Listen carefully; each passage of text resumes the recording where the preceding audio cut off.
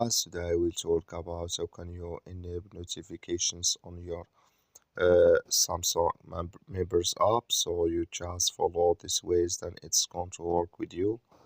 All you have to do in first, so you just go here above this sign, click on it here. So when you just click on it, it's going to show for you a list like this. Then you click here on settings here, just click on it. You come to next step here, it's going to show for you like this. So then you click here on notifications, just click on it.